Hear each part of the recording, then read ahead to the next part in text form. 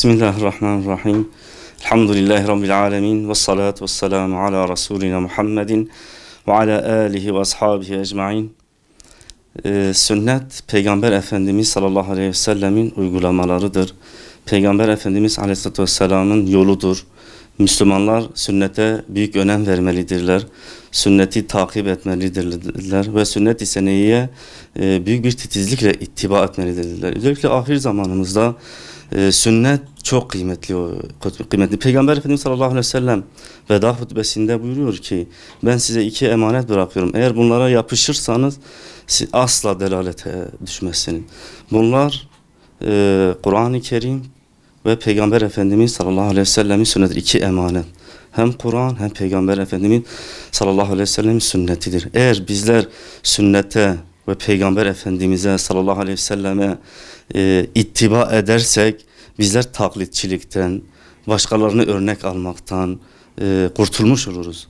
Eğer bizler sünnete tabi olmasak kendi heva ve hevesimize, başka kişilerin peşinden, başka nefsimizin peşinden bizleri delalete götürecek veya cehenneme götürecek kişilerin peşinden gitmiş oluruz. Onun için sünnet çok önemli. Özellikle ahir zamanda sünnetin önemi bu devirde, bu zamanda Peygamber Efendimiz sallallahu aleyhi ve sellem çocuklarımız, gençlerimiz, yaşlılarımız, kadınlarımız, kızlarımız Efendimiz aleyhisselam'ı çok iyi tanımalılar ve sünneti çok iyi bilmeliler ve sünnete çok güzel bir şekilde, titiz bir şekilde uymalıdırlar. Şimdi unutulan sünnetlerimiz var.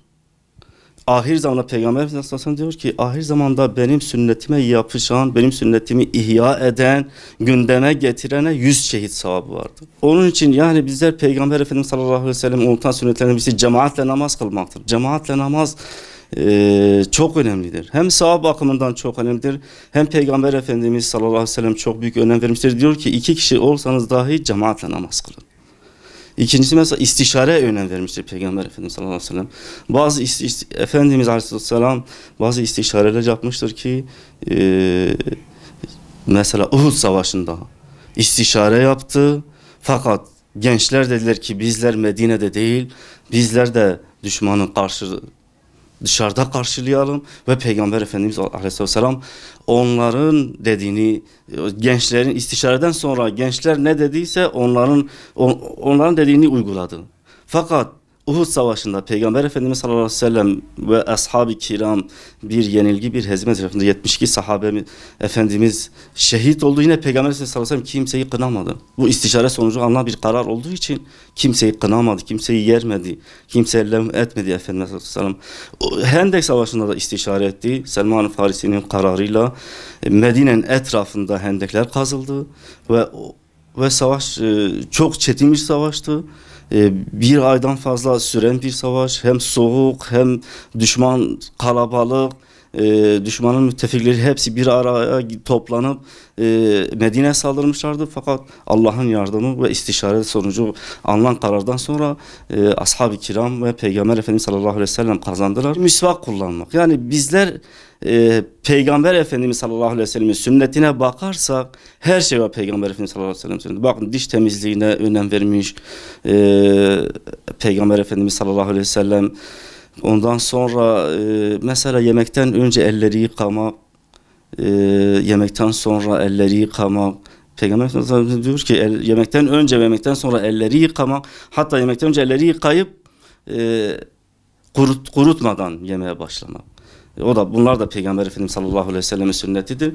Peygamber Efendimiz sallallahu aleyhi ve sellem yani öyle misvak üzerinde çok durmuş ki yani abdest alırken, uykudan uyanırken çok sevap olduğunu da bildirmiştir Peygamber Efendimiz sallallahu aleyhi ve sellem misvak hakkında.